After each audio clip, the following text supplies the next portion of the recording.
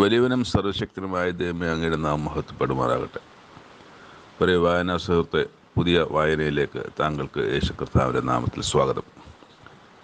ഇന്ന് ജൂൺ 20. വായനയിലേക്ക് കടക്കുന്നതിന് മുമ്പ് പറഞ്ഞ ഒരു കാര്യം ഓർമ്മിപ്പിക്കട്ടെ.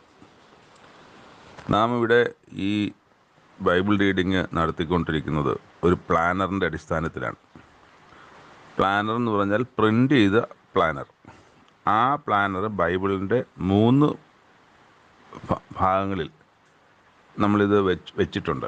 ആ വെച്ചിരിക്കുന്ന ഓരോ ഭാഗങ്ങളും അതിൽ എഴുതിയിരിക്കുന്ന അനുസരിച്ച് ആ ദിവസങ്ങൾ ജനുവരി 1 മുതൽ ഡിസംബർ 31 വരെയുള്ള ദിവസങ്ങളിൽ വായിക്കാനുള്ള പ്ലാനർ ഓർഡറിൽ ചെയ്തിട്ടുണ്ട്. ആ ഓർഡർ അനുസരിച്ചാണ് ഓരോ ദിവസവും പേജുകൾ മറിച്ച് പോകുന്നത്. അപ്പം ബൈബിളിലെ 3 ഭാഗങ്ങളിൽ ഇത് വെച്ചിട്ട് ഈ പ്ലാനർ വെച്ചിട്ട് ആ പ്ലാനർ അനുസരിച്ച് ഓരോ ദിവസവും പേജുകൾ മറിച്ച് പോവുകയാണ് ചെയ്തത്. അതനുസരിച്ചാണ് ഇവിടെ ഈ വിവരണങ്ങളും ബൈബിൾ റീഡിങ്ങും ഒക്കെ നടക്കുന്നത്.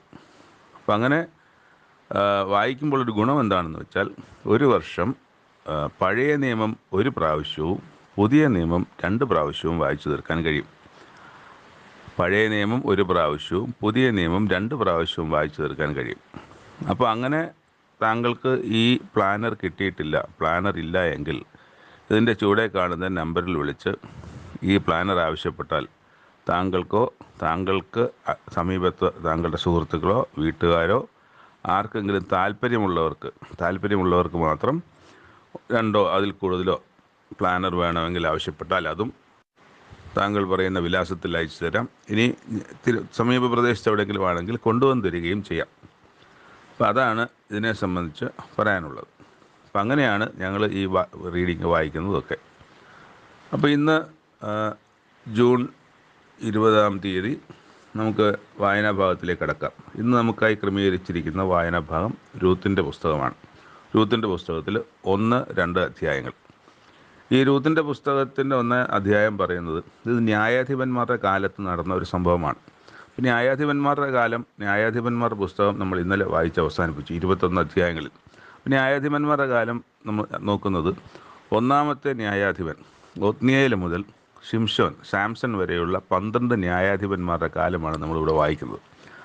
അപ്പോൾ 12 ഒത്നിയേൽ മുതൽ ശിംശോൻ വരെയുള്ള ന്യായാധിപന്മാരുടെ കാലം, അതിനുശേഷം നടക്കുന്ന ചില സംഭവങ്ങളൊക്കെയാണ്. അപ്പോൾ അതാണ് നമ്മൾ വായിച്ചത്. അപ്പോൾ ഈ ന്യായാധിപന്മാർ എന്തുകൊണ്ടാണ് വരുന്നതെന്ന് പറഞ്ഞാൽ, ന്യായാധിപന്മാരുടെ കാലത്ത് രാജാവില്ലാത്തതിൻ്റെ കാരണം എന്താണെന്ന് ഗിദെയോൻ പറയുന്നുണ്ട്. ഗിദെയോൻ്റെ മകനെയും ഗിദെയോൻ്റെ കൊച്ചുമകനെയും ഒക്കെ തുടർച്ചയായി രാജാവാക്കാൻ ജനം വിചാരിച്ചപ്പോൾ അവർ പറഞ്ഞു, ഞാനാകുകയില്ല, എൻ്റെ മകനുമാകുകയില്ല, അവൻ്റെ മകനുമാകുകയില്ല. കാരണം യഹോവയായ ദൈവമാണ് നമ്മുടെ രാജാവ്. അതാണ് എൻ്റെ കാരണം. അതുകൊണ്ടാണ് രാജാവില്ലാത്തത്. അല്ല, രാജാവില്ലാത്തൊരു കുറവായിട്ട് അല്ല, മറിച്ച് ദൈവം രാജാവായിരിക്കുന്ന ഒരു ജനമായതുകൊണ്ടാണ് രാജാവില്ലാത്തത്. പക്ഷേ ന്യായാധിപന്മാരുടെ പുസ്തകത്തിൽ ചിലയിടത്തൊക്കെ 1, 2, 3, 4 പ്രാവശ്യമൊക്കെ ആ കാലത്ത് ഇസ്രായേലിൽ രാജാവില്ലായിരുന്നു എന്ന് നമ്മൾ വായിക്കുന്നുണ്ട്. അതുകൊണ്ട് രാജാവ് ഉണ്ടാകണമെന്നല്ല അതിൻ്റെ അർത്ഥം. രാജാവില്ലാത്തതിൻ്റെ കാരണം ദൈവമാണ് അവരുടെ രാജാവ് എന്നുള്ളത് കൊണ്ടാണ്. നമുക്ക് ഇന്നത്തെ വായനാഭാഗത്തേക്ക് വരാം. അപ്പോൾ ഇവിടെ രൂത്ത് എന്നൊരു വനിത, ഒരു ദൈവഭക്തയുടെ പേരിലാണ് ഈ പുസ്തകം അറിയപ്പെടുന്നത്. ഇവിടെ യഹൂദയിലൊക്കെ ക്ഷാമം വന്നപ്പം അവിടെയുള്ള എലീമേലേക്ക് എന്നൊരാൾ, അദ്ദേഹത്തിൻ്റെ ഭാര്യ നവോമി, അവരുടെ 2 പുത്രന്മാർ മഹ്ലോനും കില്യോനും, ഇവരെല്ലാവരും കൂടെ എന്ത് ചെയ്തെന്നറിയാമോ, അവർ ബെത്ലഹേമിൽ നിന്ന് അവർ യാത്ര പുറപ്പെട്ട് മോവാബ് ദേശത്ത് എന്ന് പാർത്തു. ക്ഷാമം വന്നതുകൊണ്ടാണ് അവിടെ പോയി പാർത്തത്. അവിടെ വെച്ച് നവോമിയുടെ ഭർത്താവ് എലീമേലേക്ക് മരിച്ചു. അവളും 2 പുത്രന്മാരും മാത്രം ശേഷിച്ചു. അവർ ആ 2 ആൺമക്കൾ മോവാബി സ്ത്രീയായകളെ ഓരോരുത്തരെ വിവാഹം കഴിച്ചു. ഒരാളുടെ പേര് ഓർപ്പ എന്നും മറ്റവളുടെ പേര് രൂത്തും. അങ്ങനെയാണ് രൂത്ത് ഇതിലേക്ക് വരുന്നത്. അപ്പോൾ യഥാർത്ഥത്തിൽ ആ രൂത്തും ഓർപ്പായും മോവാബി സ്ത്രീകളാണ്. അവർ ഇസ്രായേലിയ സ്ത്രീകളോ യഹൂദ സ്ത്രീകളോ അല്ല എന്നുള്ളത് നമ്മൾ ഓർക്കണം. അപ്പോൾ അവർ മോവാബ്യരാണ്. അവർക്ക് യഹോവ എന്ന ദൈവമായിട്ട് യാതൊരു ബന്ധവുമില്ല. ഇതൊക്കെ നമ്മൾ എൻ്റെ ഈ വായിച്ചു പോകുമ്പോൾ തന്നെ ഉള്ളിൽ നമുക്ക് ഉണ്ടാകണം അങ്ങനൊരു ബോധ്യം. അവർ ഏകദേശം 10 വർഷം അവിടെ പാർത്തു. പിന്നെ സംഭവിച്ചത് വളരെ സങ്കടകരമായ കാര്യം. ഈ മക്കളും, ഭർത്താവ് മരിച്ചു, അതോടൊപ്പം നവമിയുടെ ആൺമക്കളായ മഹ്ലോനും കില്യോനും മരിച്ചു. അങ്ങനെ ഈ അമ്മയും അല്ലെങ്കിൽ അമ്മായിയമ്മയും 2 മരുമക്കളും മാത്രമായി ശേഷിച്ചു. അപ്പം അവിടെ വെച്ച് നാട്ടിൽ തിരിച്ച് നോക്കിയപ്പോഴത്തേക്ക് അവിടെ ക്ഷാമമൊക്കെ മാറിയെന്ന് കാണുന്നു. അപ്പം എന്നിട്ട് തിരിച്ച് ദേശം വിട്ട് മടങ്ങിപ്പോകുവാൻ തൻ്റെ മരുമക്കളോടുകൂടെ പുറപ്പെട്ടു. അങ്ങനെ അവർ മരുമക്കളുമായി പാർത്തിരുന്ന ദേശം വിട്ട് യഹൂദ ദേശത്തേക്ക് മടങ്ങിപ്പോകാൻ യാത്രയായി. എന്നാൽ യാത്രയായെങ്കിലും നവോമി 2 മരുമക്കളോടും പറഞ്ഞു, നിങ്ങളൊരു കാര്യം ചെയ്യുക, നിങ്ങളുടെ ചെറുപ്പമാണ്, നിങ്ങൾ എൻ്റെ മക്കൾ മരിച്ചുപോയി, താൻ്റെ അമ്മയുടെ വീട്ടിലേക്ക് മടങ്ങിപ്പോകാൻ പറയും, നിങ്ങൾ നിങ്ങളുടെ വീട്ടിലേക്ക് മടങ്ങിപ്പോകൂ എന്ന് പറയും. അപ്പോൾ അവിടെ ചെന്നിട്ട് നിങ്ങൾക്ക് ഉദ്ദേശിക്കുന്നത്, ഇവിടെ നിങ്ങൾ ചെറുപ്പമാണ്, നിങ്ങൾക്ക് വേറെ വിവാഹം കഴിക്കാം, ഇപ്പം മക്കൾ അങ്ങനെ ബാധ്യതയൊന്നുമില്ല, പോയി നിങ്ങളുടെ വീട്ടിൽ പോയിട്ട് അവിടെ ചെന്നിട്ട് പുതിയ വിവാഹമൊക്കെ കഴിച്ച് സുഖമായി ജീവിക്കുക, ഞാൻ എൻ്റെ ദേശത്തേക്ക് മടങ്ങിപ്പോക്കോളാം എന്ന് പറഞ്ഞു. അങ്ങനെ അവർ ഉമ്മയൊക്കെ നൽകുന്നുണ്ട് എന്ന് പറഞ്ഞ് അവർക്ക് ചുംബനമൊക്കെ കൊടുത്തു മരുമക്കൾക്ക്. അങ്ങനെ അവിടെ വെച്ച് അവർ പിന്നെയും പൊട്ടിക്കറിഞ്ഞു. ഓർപ്പ എന്ത് ചെയ്തു, അമ്മായിയമ്മയെ ഉമ്മയെ കൊടുത്തിട്ട് പിരിഞ്ഞു. അമ്മായിയും പറഞ്ഞ പോലെ തന്നെ വീട്ടിലേക്ക് പോയി. രൂത്ത് പക്ഷേ പോയില്ല. ഈ അമ്മായിയമ്മയുടെ കൂടെ തന്നെ നിന്നു. നിന്റെ സഹോദരി തൻ്റെ ജനത്തിൻ്റെയും തൻ്റെ ദേവൻ്റെയും അടുക്കൽ മടങ്ങിപ്പോയല്ലോ, നീയും തൻ്റെ സഹോദരിയുടെ പിന്നാലെ പോയിക്കൊള്ളുക എന്ന് പറഞ്ഞു. രൂത്ത് അതിനൊരു മറുപടി പറയുന്നുണ്ട്. തന്നെ 1:16 നിന്നെ വിട്ടു പിരിവാനും നിന്റെ കൂടെ വരാതെ മടങ്ങിപ്പോകുവാനും എന്നോട് പറയരുത്. നീ പോകുന്നിടത്ത് ഞാനും പോരും, നീ പാർക്കുന്നിടത്ത് ഞാനും പാർക്കും. നിന്റെ ജനം എൻ്റെ ജനം, നിന്റെ ദൈവം എൻ്റെ ദൈവം. നീ മരിക്കുന്നിടത്ത് ഞാനും മരിച്ച് അടക്കപ്പെടും. മരണത്താലല്ലാതെ ഞാൻ നിന്നെ വിട്ടുപിരിവാൻ യഹോവ തക്കവണ്ണവും അധികവും എന്നോട് ചെയ്യുമാറാകട്ടെ. വിട്ടുപിരിഞ്ഞാൽ, മരണത്താലല്ലാതെ ഞാൻ നിന്നെ വിട്ടുപിരിഞ്ഞാൽ ദൈവം എന്നോട് അതിന് തക്കവണ്ണം ചെയ്തു കൊള്ളട്ടെ എന്നാണ് പറയുന്നത്. ഇതിലൊരു പ്രധാനപ്പെട്ട ഭാഗം എന്ന് പറയുന്നത്, നിന്റെ ജനം എൻ്റെ ജനം, നിന്റെ ദൈവം എൻ്റെ ദൈവം. അപ്പം നിന്റെ ദൈവം എൻ്റെ ദൈവം എന്ന തരത്തിലേക്ക് ആ മോവാബ്യ സ്ത്രീ മോവാബ്യ വിശ്വാസത്തിൽ നിന്ന് മോവാബ്യ ദേവന്മാരെയൊക്കെ ഉപേക്ഷിച്ചിട്ട് ഈ ദൈവത്തിലേക്കാണ് വന്നതെങ്കിൽ ആ ദൈവത്തെ ആരാധിക്കുന്നതിൽ, അല്ലെങ്കിൽ ദൈവത്തെ ദൈവമാണെന്ന് അറിഞ്ഞ് മനസ്സിലാക്കുന്നതിൽ നവോമി എന്ന അമ്മായിയമ്മയുടെ റോള്, അല്ലെങ്കിൽ അവരുടെ അതിനകത്തുള്ള പങ്ക് ചില്ലറയല്ല, ചെറുതല്ല. അപ്പോൾ അതുകൊണ്ടാണ് നിന്റെ ദൈവം എൻ്റെ ദൈവം എന്ന് പറയുന്നത്. അപ്പം നിന്റെ ദൈവമാണ് എൻ്റെ ദൈവം. അതിനാൽ നീ ആ ദൈവത്തെ സത്യമാണെന്നും അത് ജീവനുള്ള ദൈവമാണെന്നും ആ ദൈവം വലിയവനാണെന്നും ആ ദൈവത്തിന് ശക്തിയുണ്ടെന്നും ഒക്കെ നിന്നിലൂടെയാണ് ഞാൻ മനസ്സിലാക്കുന്നത്. നിന്റെ ദൈവം എൻ്റെ ദൈവം. അതിൽ നവോമിക്ക് ആ കാര്യത്തിൽ വളരെ പ്രാധാന്യമുണ്ട്, അല്ലെങ്കിൽ പങ്കുണ്ട് എന്നുള്ളത് നമുക്ക് മനസ്സിലാക്കാൻ പറ്റും. അപ്പോൾ വീണ്ടും പറഞ്ഞു, നീ അങ്ങനല്ല, നീ പൊക്കോ എന്നൊക്കെ പറയുന്നുണ്ട്. പക്ഷേ അവൾ പോകുന്നില്ല. അവരൊരുമിച്ച് സ്ഥലത്തേക്ക് ചെല്ലുന്നുണ്ട്. അവിടെ ചെല്ലുമ്പം അവിടെ ആളുകളൊക്കെ അവളെ ഇതായി കളിയാക്കുന്നുണ്ട്, അല്ലെങ്കിൽ നിന്ദിക്കുന്നുണ്ട്. കാരണം ഭർത്താവ് മരിച്ചു, ആൺമക്കൾക്ക് മരിച്ചു, ഒരുപോലെ ശപിക്കപ്പെട്ടവളാണെന്നുള്ള ഒരു ചിന്തയിലാണ് അവരെ നോക്കുന്നത്. നിറഞ്ഞവളായി ഞാൻ പോയി ഒഴിഞ്ഞവളായി യഹോവ എന്നെ മടക്കി വരുത്തിയിരിക്കുന്നു. യഹോവ എനിക്ക് വിരോധമായി സാക്ഷീകരിക്കുകയും സർവ്വശക്തൻ എന്നെ ദുഃഖിപ്പിക്കുകയും ചെയ്തിരിക്കുക. നിങ്ങൾ എന്നെ നവോമി എന്ന് വിളിക്കുന്നതെന്ത്? ഇങ്ങനെ നവോമി മോവാബ് ദേശത്ത് നിന്ന് കൂടെ പോന്ന മരുമകൾ രൂത്ത് എന്ന മോവാബ് സ്ത്രീയുമായി മടങ്ങി വന്നു. രണ്ടാമത്തെ അധ്യായത്തിലേക്ക് കടക്കുക. ഈ നവോമിയുടെ ഭർത്താവിൻ്റെ കുടുംബത്തിൽ വലിയ ധനവാനായ ഒരു ബോവസ് എന്നൊരു ചാർച്ചക്കാരനുണ്ടായിരുന്നു. അപ്പോൾ അദ്ദേഹത്തിന് വയലും മറ്റു കാര്യങ്ങളൊക്കെ ഉണ്ട്.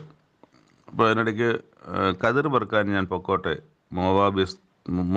ഈ ബോവസിൻ്റെ സ്ഥലത്ത്, അല്ലെങ്കിൽ അങ്ങനെയല്ല, അപ്പോൾ കതിർ പെറുക്കാൻ പോകും. അതായത് ഈ കതിരൊക്കെ വീഴുമ്പോൾ അത് നമ്മുടെ കൽപ്പനയുണ്ടല്ലോ, അനാഥരും വിധവമാരും ഒക്കെ പരദേശികൾക്കൊക്കെ അത് പെറുക്കാം. അതിനു വേണ്ടിയിട്ട് നിങ്ങൾ തീർത്ത് പറിക്കരുത്, അരികു തീർത്ത് വടിക്കരുത് എന്നൊക്കെ പറയും. കുറേയൊക്കെ അവിടെ ഇട്ടേക്കണം. കാരണം ഇതുപോലെ പാവപ്പെട്ടവർക്ക് പറക്കുവാൻ വേണ്ടി അത് ദൈവിക ഉപദേശമാണ്. ദൈവിക ഉപദേശം നമ്മുടെ കൽപ്പനകളിലുള്ള ഉപദേശമാണ്. അത് വിട്ടേക്കണം, കുറേ വിട്ടേക്കണം. ഈ ഫലങ്ങളൊക്കെ പറിക്കുമ്പോഴും മുഴുവൻ തീർത്ത് പറിക്കരുത്. കുറേ അതിൽ വെച്ചേക്കണം. വൃക്ഷത്തിലായാലും അതുപോലെ ഈ താഴെ കറ്റകൾ എടുക്കുമ്പോഴായാലും ഒക്കെ അവിടെ കുറേ വിട്ടേക്കണം. അത് വറുക്കാനാണ് പോകുന്നത്. ഭാഗ്യത്തിന് അവൾ ഈ ബോവസിൻ്റെ വയലിലാണ് ചെന്നത്. ഇപ്പോൾ ബോവസ് കൊയ്ത്തുകാരോട് യഹോവ നിങ്ങളോടുകൂടി ഇരിക്കട്ടെ എന്ന് കൊയ്ത്തുകാരോട് പറഞ്ഞു. അപ്പോൾ ഇതിനിടയ്ക്ക് ഈ യുവതിയെ കണ്ടു. ഈ യുവതി ഏതാണെന്ന് ബോവസ് ചോദിച്ചു. അത് ഈ നവോമിയുടെ മരുമകളാണ് എന്ന് പറഞ്ഞു. അപ്പം മരുമകളുടെ ഈ എലീമേലെക്കിൻ്റെ മരണവും മക്കൾ മരിച്ചതും തിരികെ വന്നതും ഇങ്ങനെ ഒരു മോവാബ് യുവതി അമ്മായിയമ്മയുടെ കൂടെ വന്നതൊക്കെ ഈ ബോവസ് കണ്ടിട്ടുണ്ട്. അപ്പം മോവാബ് യുവതിയാകുന്നവർ പറയുന്നുണ്ട്. അപ്പോൾ ഞാൻ ഈ കറ്റകൾ ഇവരുടെ കൂടെ പറക്കിക്കൊള്ളട്ടെ ചോദിച്ചപ്പം അങ്ങനെ പറക്കിക്കൊണ്ടിരിക്കുകയാണെന്നൊക്കെ മനസ്സിലായി. ബോവസ് രൂത്തിനോട് പറഞ്ഞു, കേട്ടോ മകളെ, പെറുക്കുവാൻ വേറൊരു വയലിൽ ഇനിയും പോകണ്ട, ഇവിടെ വിടുകയും വേണ്ട. ഇവിടെ എൻ്റെ ബാല്യക്കാര്യത്തിലൂടെ കൂടെ ചേർന്ന് കൊള്ളുക. അവർ കൊയ്യുന്ന നിലത്തിന്മേൽ ദൃഷ്ടി വെച്ച് അവരുടെ പിന്നാലെ പോയിക്കൊള്ളുക. ബാല്യക്കാർ നിന്നെ തുടരുതെന്ന് ഞാൻ അവരോട് കൽപ്പിച്ചിട്ടുണ്ട്. നിനക്ക് ദാഹിക്കുമ്പോൾ പാത്രങ്ങൾ കരുകി ചെന്ന് ബാല്യക്കാർ കോരി വെച്ചതിൽ നിന്ന് കുടിച്ചു കൊള്ളുക എന്നും പറഞ്ഞു. അവൾ സാഷ്ടാംഗം വീണ് അവനോട് നമസ്കരിച്ചു. ഞാൻ അന്യദേശക്കാരത്തെ ആയിരിക്കെ നീ എന്നോട് വിചാരിപ്പാൻ തക്കവണ്ണം നിനക്ക് എന്നോട് ദയ തോന്നിയത് എങ്ങനെയെന്ന് പറഞ്ഞു. അതിന് മറുപടി ബോവസ് പറയുന്നത്, നിൻ്റെ ഭർത്താവ് മരിച്ച ശേഷം അമ്മായി അമ്മയ്ക്ക് നീ ചെയ്തിരിക്കുന്നതും നിൻ്റെ അപ്പനെയും അമ്മയെയും സ്വദേശത്തെയും വിട്ട് മുമ്പേ അറിയാത്ത ജനത്തിൻ്റെ അടുക്കൽ വന്നിരിക്കുന്നതുമായ വിവരമൊക്കെയും ഞാൻ കേട്ടിരിക്കുന്നു. നിൻ്റെ പ്രവൃത്തിക്ക് യഹോവ പകരം നൽകുമാറാകട്ടെ. ഇസ്രായേൽ ദൈവമായ യഹോവയുടെ ചിറകിന് കീഴിൽ ആശ്രയിച്ച് വന്നിരിക്കുന്ന നിനക്ക് അവൻ പൂർണ്ണ പ്രതിഫലം തരുമാറാകട്ടെ. അതൊക്കെ ഒരു മനസ്സുള്ളവർക്ക്, വിശാല ഹൃദയമുള്ളവർക്കൊക്കെ മനസ്സിലാക്കാൻ പറ്റുന്നൊരു കാര്യമാണ്. അങ്ങനെ ആ ദൈവത്തിൻ്റെ, അതായത് നവോമിയുടെ അല്ല, നിൻ്റെ ദൈവം എൻ്റെ ദൈവം എന്ന് പറഞ്ഞിട്ടാണല്ലോ വരുന്നത്. അപ്പോൾ ആ യഹോവയായ ദൈവത്തെ പിൻപറ്റുന്നവർക്ക് അവൻ പൂർണ്ണ പ്രതിഫലം തരുമാറാകട്ടെ എന്നാണ് പറയുന്നത്. എന്നിട്ട് അതിന് മറുപടി പറയുന്നുണ്ട്, ഞാൻ നിൻ്റെ ദാസന്മാരിൽ ഒരുത്തി അല്ല എന്ന് വരികിലും നീ എന്നെ ആശ്വസിപ്പിക്കുകയും അടിയനോട് ദയയായി സംസാരിക്കുകയും ചെയ്യുവാൻ തക്കവണ്ണം എന്നോട് നിനക്ക് കൃപ തോന്നിയല്ലോ എന്ന് പറയും. അപ്പം ബോവസ് അതിനിടയ്ക്ക് ഭക്ഷണമൊക്കെ കഴിക്കുന്ന സമയമായി. ബോവസ് വന്ന് ഈ ആഹാരം കഴിച്ചുകൊള്ളാൻ പറയും. അങ്ങനെ അവൾ വന്നു അവൾക്ക് മലർ കൊടുത്തു. അതൊക്കെ അവൾ തിന്ന് തൃപ്തിയായി. ബാക്കി വരികയും ചെയ്തു. അവളത് പെറുക്കാൻ വീണ്ടും എഴുന്നേറ്റപ്പോൾ തൻ്റെ ബാല്യക്കാരോട് പറഞ്ഞു, അവൾ കറ്റകളുടെ ഇടയിൽ തന്നെ പെറുക്കിക്കൊള്ളട്ടെ. അതായത് പുറകിൽ വന്ന് പെറുക്കാൻ നിൽക്കേണ്ട, ഇടയിൽ നിന്ന് തന്നെ പെറുക്കിക്കോട്ടെ, അവൾ ഉപദ്രവിക്കരുത്. പെറുക്കേണ്ടതിന് അവൾക്കായിട്ട് കറ്റകളിൽ നിന്ന് കുറച്ച് വലിച്ചിട്ടേക്കണം. വീഴുന്നതിൽ നിന്നല്ല, അവൾക്ക് വേണ്ടി കുറച്ച് കറ്റ വലിച്ചിട്ടേക്കണം, അവളെ ശകാരിക്കരുത് എന്നൊക്കെയും പറഞ്ഞിട്ടാണ് ബോവസ് പോകുന്നത്. അവളങ്ങനെ വൈകുന്നേരം വരെ പെറുക്കി ഒരു പറ യവം ഉണ്ടായിരുന്നു അവൾ പെറുക്കിയത്. അതെടുത്തുകൊണ്ട് വീട്ടിൽ പോയി അമ്മായിയമ്മയെ കണ്ടു. അമ്മായിയമ്മ പറഞ്ഞു, എന്നോട് ആദരവ് കാണിച്ച ഒരുവനെ കുറിച്ചൊക്കെ പറഞ്ഞു. എനിക്കിങ്ങനെ ഒരാൾ സഹായം ചെയ്തു തന്നു. അദ്ദേഹത്തിൻ്റെ വയലിലാണ് ഞാൻ ഇത് പറക്കിയിരുന്നത് എന്നൊക്കെയും പറഞ്ഞുള്ള കാര്യങ്ങളൊക്കെയും മരുകളോട് പറഞ്ഞു. അപ്പം നവോമി പറഞ്ഞു, ജീവനുള്ളവരോടും മരിച്ചവരോടും ദയവിടാതിരിക്കുന്ന യഹോവയാൽ അവൻ അനുഗ്രഹിക്കപ്പെട്ടവനാകുന്നു. അപ്പം ബോവസ് അനുഗ്രഹിക്കപ്പെടുമാറാകട്ടെ എന്ന് നവോമി മരുമകളോട് പറയുകയും ചെയ്യുന്നുണ്ട്. എന്നിട്ട് പറയുന്നത്, അയാൾ നമുക്ക് ചാർച്ചക്കാരനും നമ്മുടെ വീണ്ടെടുപ്പുകാരിൽ ഒരുവനുമാകുന്നു എന്നും നവോമി അവളോട് പറഞ്ഞു. അപ്പം രൂത്തിനോട് പറഞ്ഞു, മകളെ, വേറൊരു വയലിൽ വെച്ച് ആരും നിന്നെ ഉപദ്രവിക്കാതിരിക്കേണ്ടത് നീ അവൻ്റെ ബാല്യക്കാര്യത്തിലൂടെ തന്നെ പോകുമെന്ന് നല്ലത്. അപ്പോൾ അയാളും പറഞ്ഞല്ലോ, നീ ഇവിടെ തന്നെ പറക്കിയാൽ മതി, വേറെ എങ്ങും പോകണ്ടെന്ന് പറഞ്ഞിട്ടുണ്ട്. അത് അമ്മായിയമ്മയോട് പറയുന്നുമുണ്ട്. അങ്ങനെ അവൾ യവക്കൊയ്ത്തും ഗോതമ്പ് കൊയ്ത്തും തീരുവോളം പെറുക്കുവാൻ ബോവസിൻ്റെ ബാല്യക്കാര്യത്തികളോട് ചേർന്നിരിക്കുകയും അമ്മായിയമ്മയുടെ കൂടെ പാർക്കുകയും ചെയ്തു. അങ്ങനെയാണ് രണ്ടാമത്തെ അധ്യായത്തിൻ്റെ അവസാനം നമ്മൾ വായിക്കുന്നത്. അപ്പോൾ ഇവിടെ വളരെ നമുക്ക് മനസ്സിന് ആശ്വാസം തരുന്ന, സന്തോഷം തരുന്ന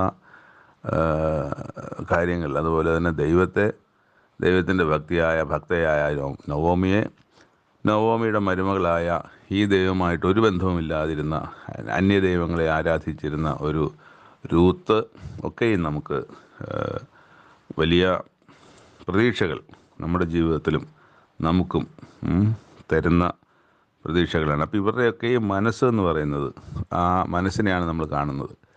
ആ മനസ്സാണ് നമുക്കും ഉണ്ടാകേണ്ടത്. അത്ര വലിയ മനസ്സ് നമുക്കുണ്ടാകാൻ ഇടയാകണം എന്നുള്ളതാണ്.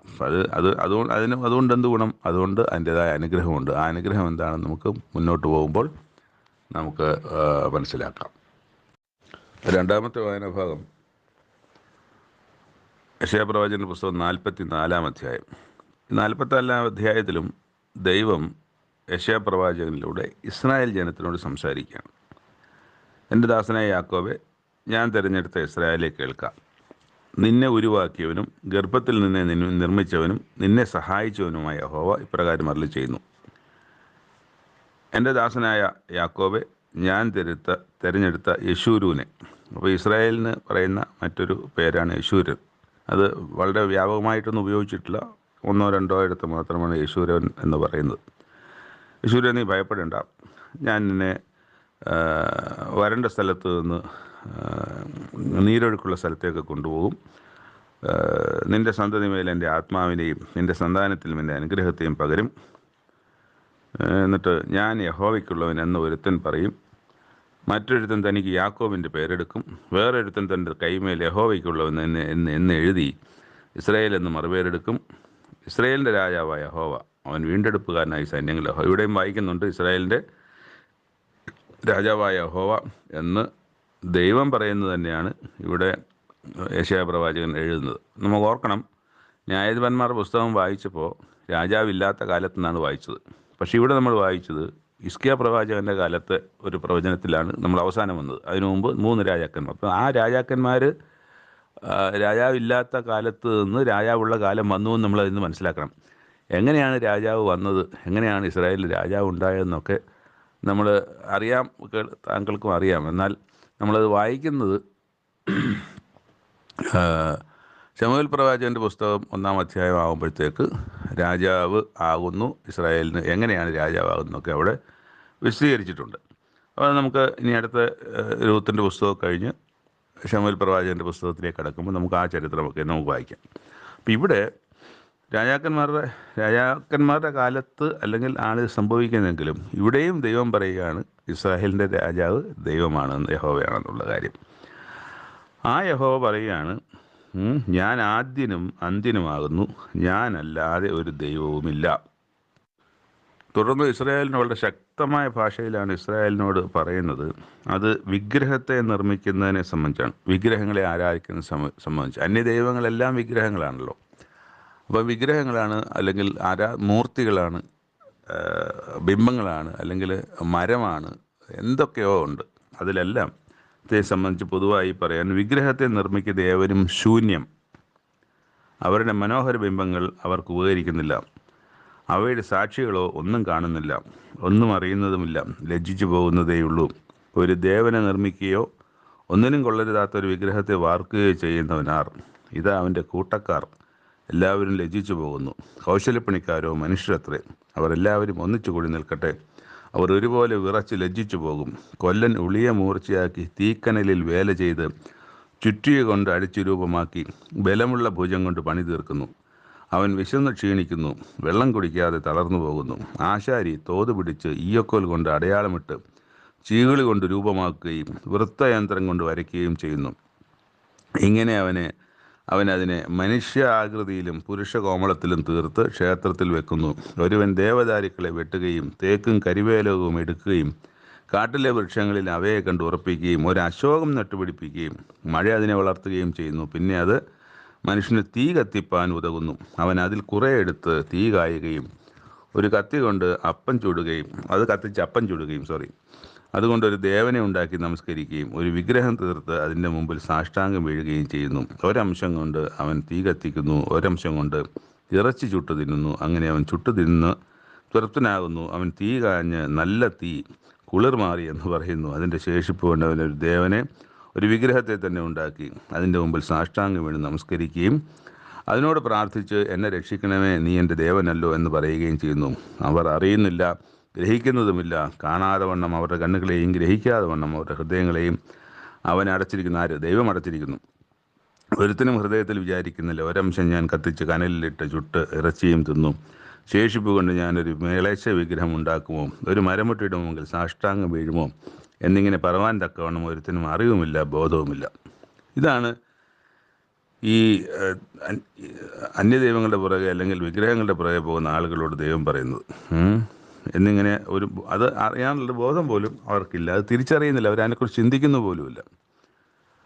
അവൻ വെണ്ണീർ തിന്നു. അപ്പം നമുക്ക് ഒരു മറ്റ് വിഗ്രഹാരാധികളായ ഒരാളോട് പറയാനോ അറിയിക്കാനോ കാണിച്ചു കൊടുക്കാനോ അയച്ചു കൊടുക്കാനോ ഒക്കെ പറ്റുന്നൊരു വേദഭാഗമാണിത്.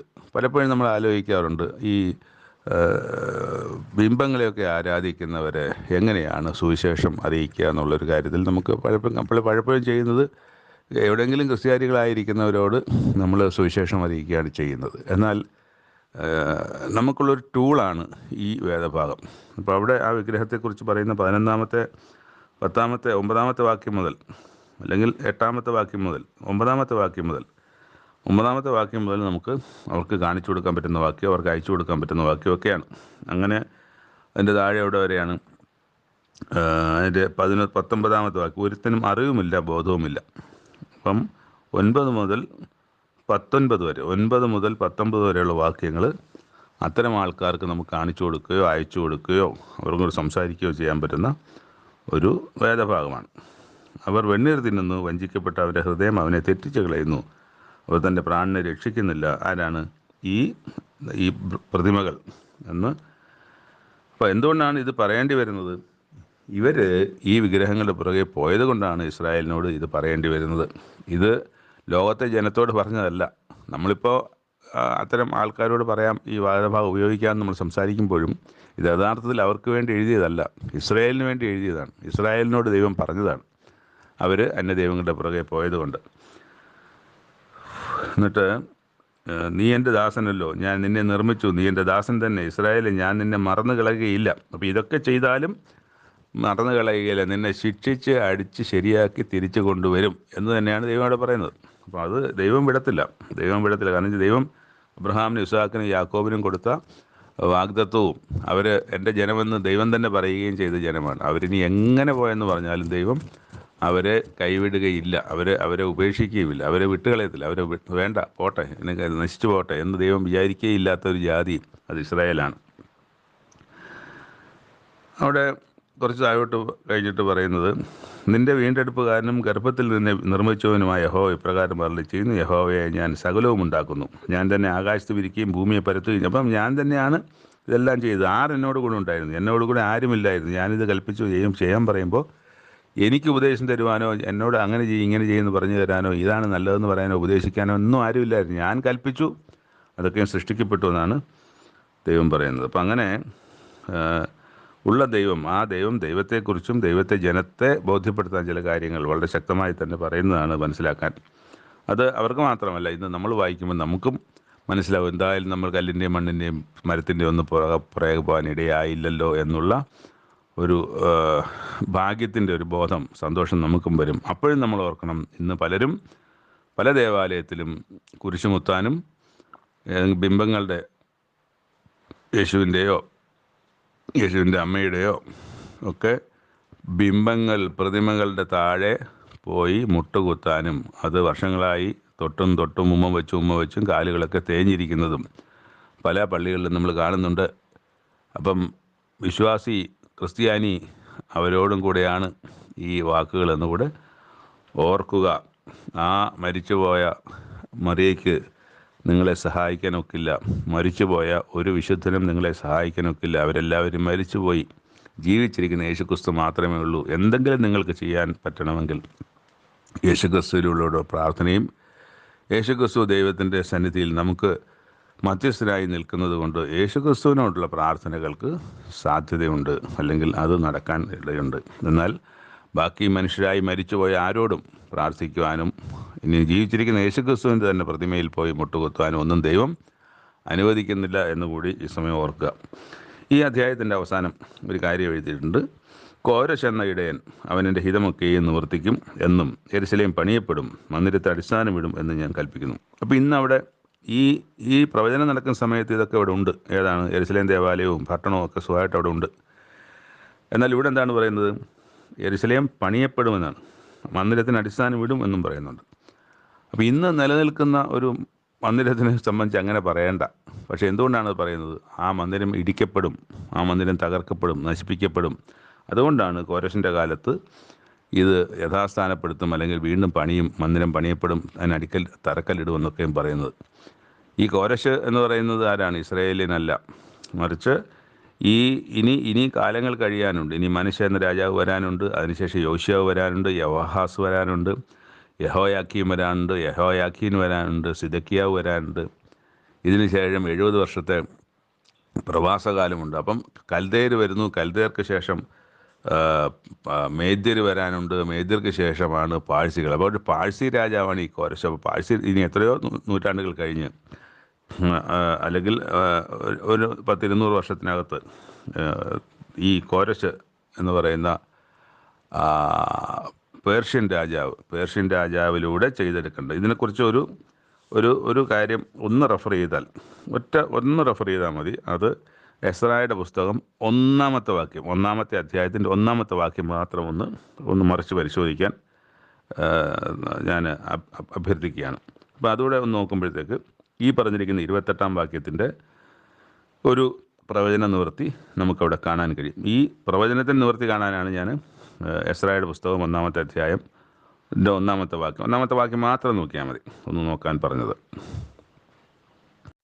3-ാമത്തെ വായനാഭാഗം യൂദ എഴുതിയ ലേഖനം. അത് 1-ാമത്തെന്ന് പറയാനൊന്നുമില്ല, ഒരൊറ്റ അധ്യായം മാത്രമേ യൂദായുടെ ലേഖനത്തിനുള്ളൂ. യൂദ എന്ന് പറയുന്നത് നമ്മളിവിടെ ആദ്യം വായിക്കുന്നത് യേശുക്രിസ്തുവിൻ്റെ ദാസനും യാക്കോബിൻ്റെ സഹോദരനുമായ യൂദ എന്നാണ് ഇവിടെ യൂദ തന്നെ എഴുതുന്നത്. യേശുക്രിസ്തുവിൻ്റെ ദാസനും യാക്കോബിൻ്റെ സഹോദരൻ എന്ന് പറയുന്നത് നേരത്തെ നമ്മൾ യാക്കോബിൻ്റെ ലേഖനം വായിച്ചല്ലോ, ആ യാക്കോബിൻ്റെ സഹോദരനാണ്. ആ യാക്കോബ് ആരാണ്? യേശുക്രിസ്തുവിൻ്റെ സഹോദരനാണ്. അപ്പോൾ യേശുക്രിസ്തുവിൻ്റെ സഹോദരൻ, അതായത് ഒരമ്മയുടെ മക്കൾ തന്നെ, മറിയയുടെ മക്കൾ തന്നെ.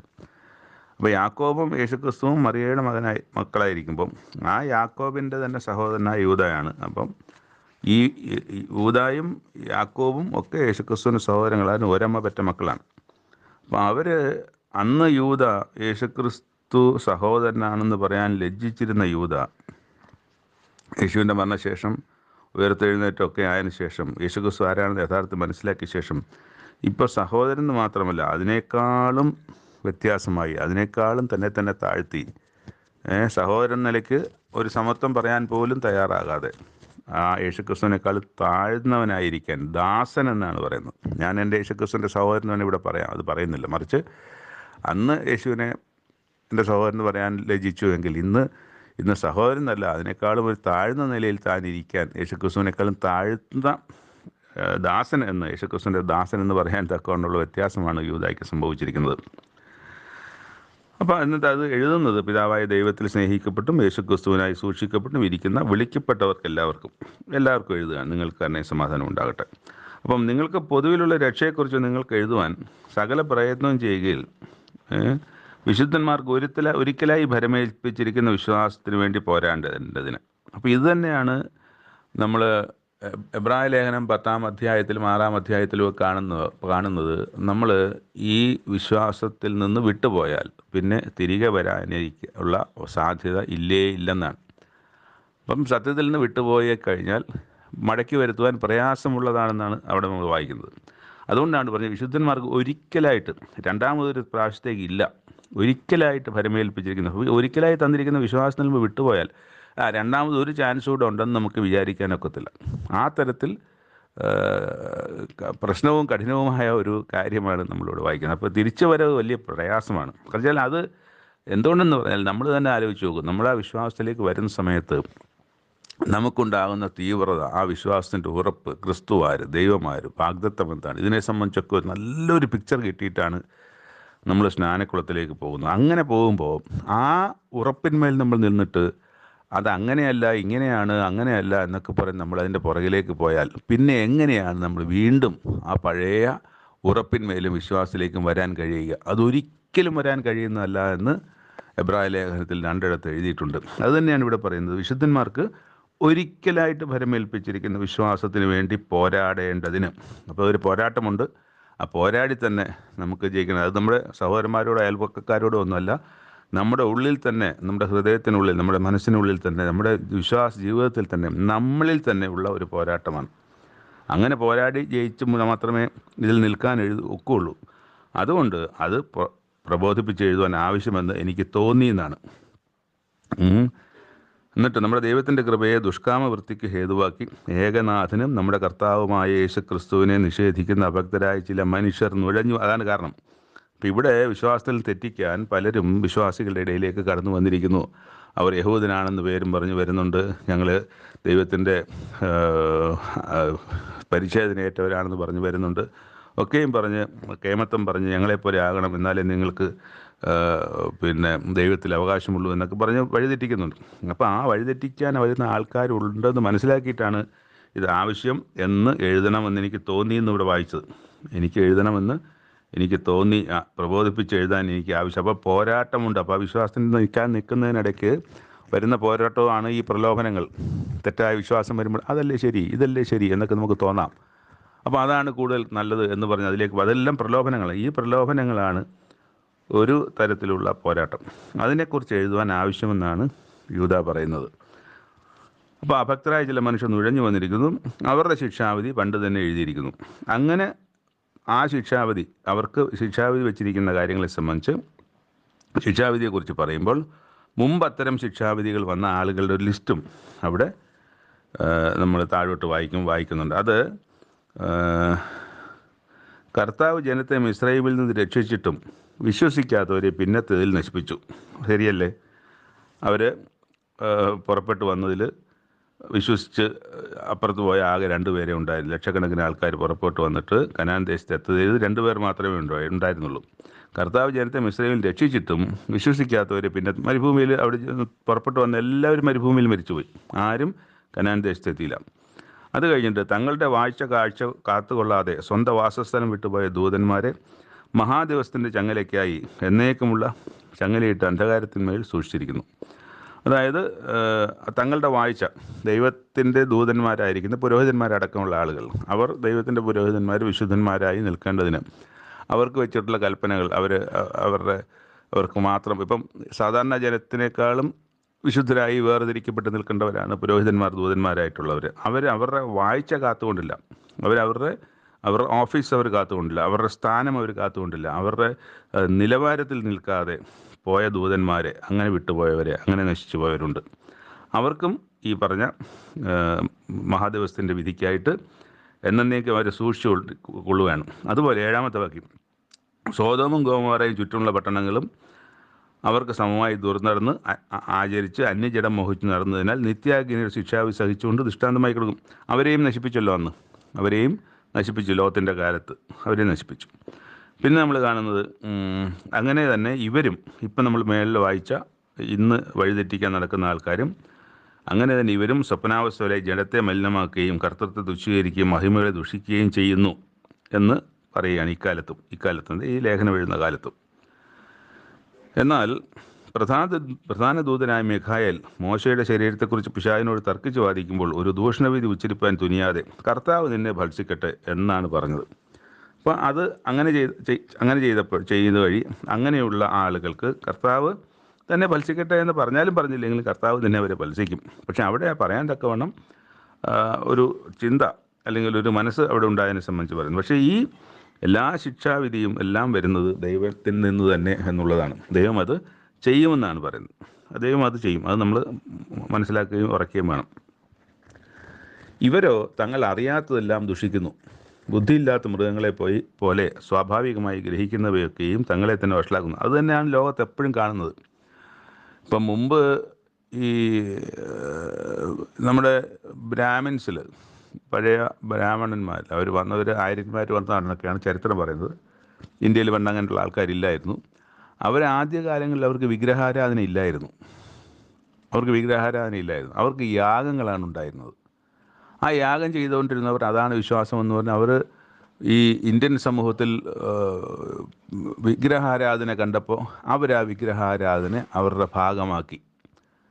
അപ്പോൾ ഇതൊന്നും ഇതെവിടുന്ന് അവർ ദൈവം പറഞ്ഞിട്ട് ചെയ്യുന്നതാണോ? അത് മനുഷ്യന് തോന്നി ഇതാണ് ഇപ്പോഴത്തെ ട്രെൻഡ് എന്ന് പറഞ്ഞ് കാലഘട്ടത്തിനനുസരിച്ച്, അല്ലെങ്കിൽ കാണുന്നതിൽ കൂടുതൽ ജനത്തിന് താല്പര്യം വരുന്നത് ഏതാണ്, കൂടുതൽ ജനത്തെ വശീകരിക്കാൻ കഴിയുന്നതിൽ ഏതിലാണ് കൂടുതൽ മാർക്കറ്റബിലിറ്റി ഉള്ളത് എന്നൊക്കെ നോക്കിയിട്ടാണ്. അതൊന്നും മാർക്കറ്റബിലിറ്റി എന്നൊന്നും അവരുടെ മനസ്സിലേക്കൊന്നും വരുന്നില്ല. ഞാനതിൻ്റെ ഒരു യഥാർത്ഥ ടേം അങ്ങ് പറഞ്ഞതാണ്.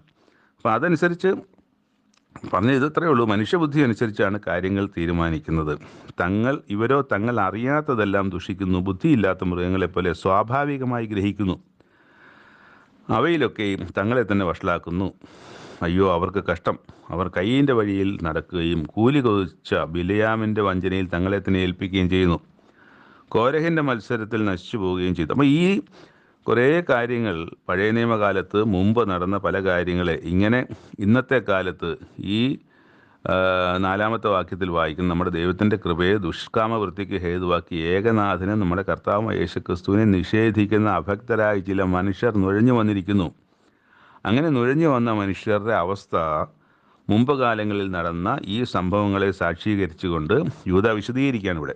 അപ്പം അതുപോലെ ഇവർക്കും ആ ശിക്ഷാവിധി വരും എന്നാണ് പറയുന്നത്. എന്നിട്ടൊരു കാര്യം പറയുന്നുണ്ട്, ഇവർ നിങ്ങളുടെ സ്നേഹസദ്യകളിൽ മറഞ്ഞു കിടക്കുന്ന പാറകൾ. അപ്പോൾ അവർ മറഞ്ഞു കിടക്കുന്നത് വെളിവാകും. തക്ക സമയത്ത് തക്ക ആളുകളുമായി ഇവർ ഇടപെടുകയും അവരെ മറിച്ച് കളയുകയൊക്കെ ചെയ്യും. സ്നേഹസദ്യകളിൽ അപ്പോൾ സ്നേഹസദ്യകളിലാണ്, സ്നേഹത്തിൽ തന്നെയാണ് അവർ കൂടെ ഇരിക്കുന്നത്, പക്ഷേ നമ്മളെ കൊണ്ടുപോകുന്നത് ദുഷ്ടകാലത്തിലേക്ക് കഷ്ടകാലത്തിലേക്കൊക്കെ ആണെന്നുള്ളതാണ്. വിരുന്ന് കഴിഞ്ഞ് ഭയം കൂടാതെ നിങ്ങളെ തന്നെ തീറ്റുന്നവർ, കാറ്റുകൊണ്ട് ഓടുന്ന വെള്ളമില്ലാത്ത മേഘങ്ങൾ, ഇല കൊഴിഞ്ഞ് ഫലമില്ലാതെ രണ്ടുരു ചത്തും വേരുറ്റും പോയ വൃക്ഷങ്ങൾ, തങ്ങളുടെ നാണക്കേട് നുരച്ചു തള്ളുന്ന കൊടിയ കടൽ തിരകൾ, സദാകാലത്തേക്കും അന്ധതമസ് സൂക്ഷിച്ചു വച്ചിരിക്കുന്ന വക്രഗതിയുള്ള നക്ഷത്രങ്ങൾ തന്നെ. അപ്പോൾ ആകാശത്ത് നിൽക്കുന്ന നക്ഷത്രങ്ങൾ എല്ലാ കാലത്തും അത് നിൽക്കത്തില്ല. അത് കുറേ കാലം കഴിയുമ്പോൾ കത്തി എരിഞ്ഞു കഴിഞ്ഞാൽ പിന്നെ അതൊക്കെ ഒരു തമോഗർത്തങ്ങളായി നിൽക്കുമെന്നാണ്. അത് തമസ് അവിടെ ശോഭിച്ചു നിന്നിരുന്നതിൻ്റെ എത്രയോ റിവേഴ്സായിട്ടുള്ള, എത്രയും പുറകോട്ടുള്ള തമസ് എന്ന് പറഞ്ഞാൽ അത് പറയാനൊക്കത്തില്ല. അവിടെ തെളിച്ചത്തിൻ്റെ ഒരു കണിക പോലും എത്ര പ്രതീക്ഷിച്ചാലും എത്തത്തില്ല. അവിടെ ഒരു ടോർച്ച് അടിച്ചാൽ പോലും അവിടെ വെളിച്ചം കാണാനൊക്കത്തില്ല. അതുപോലെയുള്ള ഇരുട്ട്. അത് ഈ നക്ഷത്രങ്ങളൊക്കെ ഇരുന്ന സ്ഥലമൊക്കെ ഈ കത്തി തീർന്ന് നക്ഷത്രങ്ങൾ തീർന്നു കഴിഞ്ഞാലുള്ളൊരവസ്ഥയാണ്. അപ്പോൾ അതുപോലെ അതൊക്കെ നോക്കണം, നമ്മൾ ചിന്തിക്കണം. ഈ ബൈബിളിൽ ഇത്രയും വർഷങ്ങൾക്ക് മുമ്പ് എഴുതിയ ബൈബിളിൽ ഇന്ന് നമ്മൾ മനസ്സിലാക്കുന്ന സയൻസ് കാര്യങ്ങളൊക്കെ എഴുതി വച്ചിരിക്കുന്നു എന്നുള്ളത്. ഇന്ന് സയൻസിൻ്റെ കണ്ടുപിടുത്തങ്ങളാണ് ഇതൊക്കെ. പക്ഷെ അവിടെ എഴുതി വച്ചിരിക്കുന്നു, നോക്കൂ, അന്ധതമസ് ഉള്ള നക്ഷത്രങ്ങൾ എന്നാണ്. അപ്പോൾ ഇതുപോലെ സദാകാലത്തേക്ക് അന്ധതമസ് സൂക്ഷിച്ചു വച്ചിരിക്കുന്ന വക്രഗതിയുള്ള നക്ഷത്രങ്ങൾ തന്നെ. ആദാം മുതൽ ഏഴാമനായ ഹാനോക്കും ഇവരെക്കുറിച്ച് ഇതാ കർത്താവ് എല്ലാവരെയും വിധിപ്പാനും അവർ അഭക്തിയോടെ ചെയ്ത ഭക്തിവിരുദ്ധമായ സകല പ്രവൃത്തികൾ നിമിത്തം ഭക്തികെട്ട പാപികൾ തൻ്റെ നേരെ പറഞ്ഞ സകല നിഷ്ഠൂരങ്ങൾ നിമിത്തവും ഭക്തികെട്ടവരെയൊക്കെയും ബോധം വരുത്തുവാനും 1000 വിശുദ്ധന്മാർ കൂടെ വന്നിരിക്കുന്നു എന്ന് പ്രവചിച്ചു. അവർ പിറുവിറുപ്പുകാരും തങ്ങളുടെ ഗതിയെക്കുറിച്ച്. അപ്പോൾ ഇതെല്ലാം പറയുന്നത് ഈ യൂദാ എഴുതുന്ന ഈ കാലഘട്ടത്ത് വരുവാനായിട്ട് ചില മനുഷ്യർ നുഴഞ്ഞു വന്നിരിക്കുന്ന അഭക്തരായ യേശുക്രിസ്തുവിനെ നിഷേധിക്കുന്ന ആളുകളെ ഇവിടെ വന്നിരിക്കുന്നു. അവരെക്കുറിച്ച് പറയുന്നത് കൊണ്ട് അവർക്ക് വരാനിരിക്കുന്ന ശിക്ഷാവിധി മുമ്പ് നടന്ന കാലങ്ങളെ സംബന്ധിച്ചൊക്കെയും സാക്ഷ്യം വെച്ച് പറഞ്ഞ് മനസ്സിലാക്കുകയാണ് അന്ന് ഉണ്ടായിരുന്ന മനുഷ്യരോടും ഇന്ന് ജീവിച്ചിരിക്കുന്ന നമ്മൾ ഓരോരുത്തരോടും. നിങ്ങളോ പ്രിയരെ, നമ്മുടെ കർത്താവായ യേശുക്രിസ്തുവിൻ്റെ അപ്പോസ്തലന്മാർ മുൻ പറഞ്ഞ വാക്കുകളെ ഓർപ്പിൻ. അതാണ് കാര്യം. അന്ത്യകാലത്ത് ഭക്തികെട്ട മോഹങ്ങളെ അനുസരിച്ച് നടക്കുന്നവർ പരിഹാസികൾ ഉണ്ടാകും എന്ന് അവർ നിങ്ങളോട് പറഞ്ഞുവല്ലോ. അപ്പോൾ ഈ യൂദായുടെ പുസ്തകം ഈ പുസ്തകങ്ങളുടെ അവസാനത്തെ പുസ്തകമാണ് എന്ന് പറഞ്ഞാൽ വെളിപ്പാടിന് തൊട്ട് മുമ്പുള്ള പുസ്തകമാണ്. അപ്പോൾ യൂദാ ഈ പുസ്തകം എഴുതുന്നതിന് മുമ്പ് തന്നെ പലരും ഈ വിഷയത്തെ സംബന്ധിച്ച് പറഞ്ഞിട്ടുണ്ടെന്നാണ് പറയുന്നത്. അന്ത്യകാലത്ത് ഭക്തികെട്ട മോഹങ്ങളെ അനുസരിച്ച് നടക്കുന്ന പരിഹാസികൾ ഉണ്ടാകും എന്ന് അവർ നിങ്ങളോട് പറഞ്ഞുവല്ലോ. അപ്പോൾ യേശുക്രിസ്തു തുടങ്ങി എല്ലാവരും പറഞ്ഞിട്ടുണ്ട്. അവർ ഭിന്നത ഉണ്ടാക്കുന്നവർ, പ്രാകൃതന്മാർ, ആത്മാവില്ലാത്തവർ, നിങ്ങളോ പ്രിയമുള്ളവരെ. പക്ഷേ ഇപ്പം നമ്മളിത് വായിക്കുന്ന ഈ കാലത്തിലാണ്, ഇപ്പം 2000 വർഷം സമയമാകുമ്പോഴാണ്. ആ കാലം മുതൽ ഏകദേശം 300-ാം ആണ്ട് ആയപ്പോഴത്തേക്ക് തന്നെ ഇത് ഒരു ഭരണത്തിൻ്റെ അവസ്ഥയിൽ തന്നെ, ഭരണപ്രകാരം തന്നെ, അധികാരത്തിൽ നിന്ന് തന്നെ ഇത് ലോകത്തെല്ലായിടത്തും ഈ ബൈബിളിലില്ലാത്ത വിശ്വാസം പകർന്നു പോയിട്ടുണ്ട്. അതുതന്നെയാണ് ഇന്ന് ഭൂമിയിൽ ഭൂരിപക്ഷം പേരും ക്രിസ്ത്യാനികൾ എന്ന് പറയുന്നവർ വിശ്വസിക്കുന്നത്.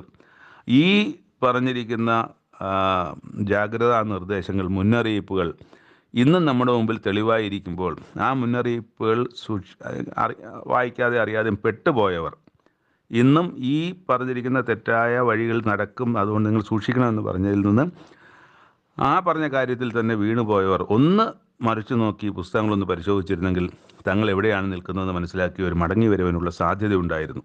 പക്ഷേ അത് തുറന്നു നോക്കാൻ പോലും, അല്ലെങ്കിൽ സത്യം എന്താണെന്ന് അന്വേഷിക്കാൻ പോലും, നേരത്തെ പറഞ്ഞ പോലെ മാനുഷികമായ കാര്യങ്ങളിൽ തന്നെ തങ്ങളുടെ ഹൃദയങ്ങളെ കുടുക്കി എൻ്റെ അപ്പനും അപ്പൂപ്പനും എൻ്റെ സഭയാണല്ലോ എല്ലാത്തിലും വലുത്, സഭയും പള്ളിയും കുരിശും അവിടുത്തെ വലിയ സ്ഥാനങ്ങളും ഇതൊക്കെ മനുഷ്യന് കൊടുക്കുന്നതാണെന്ന് മനസ്സിലാക്കാതെ ദൈവം കൊടുക്കുന്ന അനുഗ്രഹവും ദൈവം കൊടുക്കുന്ന സ്ഥാനവും ദൈവം കൊടുക്കുന്ന സ്നേഹവും ദൈവത്തിൻ്റെ സത്യവും മനസ്സിലാക്കി ഒന്ന് പരിശോധിക്കാൻ തയ്യാറാകുന്നില്ലല്ലോ എന്നുള്ളത് വളരെ സങ്കടകരമായ കാര്യമാണ്. എന്നെ കേൾക്കുന്ന ആരെങ്കിലും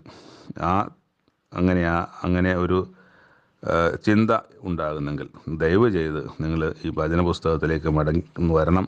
പുസ്തകം തുറന്ന് പുസ്തകത്തിൽ എന്താണ് ഇതിനെ സംബന്ധിച്ചിരിക്കുന്നത് എഴുതിയിരിക്കുന്നു അന്വേഷിക്കണം. നിങ്ങളുടെ വഴി ശരിയാണോ, നേരെയാണോ, ദൈവപ്രകാരമാണോ നടക്കുന്നതെന്ന് പരിശോധിക്കണം. അത് ആളെ കൂട്ടാനല്ല ഞാനിത് പറയുന്നത്, മറിച്ച് ഇവിടെ യൂദ പറഞ്ഞതുപോലെ ഉള്ള പറച്ചിലാണ് ഞാനും പറയുന്നത്. യൂദ എന്തിനാണ് പറഞ്ഞത്? യൂദയ്ക്ക് ആളിനെ കൂട്ടുവാനോ, യൂദ സഭ നടത്തുകയോ, യൂദയ്ക്ക് ഒരു പള്ളിയുടെ അച്ഛനോ ഒന്നുമായി അവിടെ നിന്ന് പൈസ ആൾക്കാരെ കൂട്ടി വരുത്തി അവരുടെ നിന്ന് ദശാംശം മേടിക്കാനോ ഒന്നും ആയിരുന്നില്ല. മറിച്ച് ആ ജനത്തെ വഴിതെറ്റി പോകാതിരിക്കാൻ വേണ്ടി കൊടുത്ത ഉപദേശങ്ങളാണ്. എന്നാൽ വഴിതെറ്റിയ ഒരു കാലത്തിലാണ് നമ്മൾ ഈ ഉപദേശം കേൾക്കുന്നത്. വഴിതെറ്റിയവരോട് മടങ്ങി വരുവാൻ പറയുന്ന ഉപദേശമാണ് നമ്മളിന്ന് കാണുന്നത്. അത്തരത്തിലേക്ക് തിരുത്തുവാൻ ആർക്കെങ്കിലുമൊക്കെ ഇടയായാൽ അത് ഏറ്റവും നല്ലത്, ദൈവത്തിന് പ്രസാദകരമായത്. അങ്ങനെ തിരുത്തപ്പെടുന്നവർ വലിയ ദൈവിക അനുഗ്രഹം പ്രാപിക്കും എന്നുള്ള കാര്യം കൂടെ ഇന്ന് ഇവിടെ പറയുവാൻ ദൈവം യൂദായിലെ ഏൽപ്പിച്ചതുപോലെ അതിൻ്റെ തുടർച്ചയായി ഞാനും സംസാരിക്കുന്നു. ദൈവം അനുഗ്രഹിക്കട്ടെ. 3 വായനാഭാഗങ്ങളിലൂടെ സമാപിക്കുന്നു. നാളെ പുതിയ വായനാഭാഗങ്ങളുമായിട്ട് നമുക്ക് വീണ്ടും കാണാം. ദൈവനാമം മഹത്വപ്പെടുമാറാകട്ടെ. നന്ദി.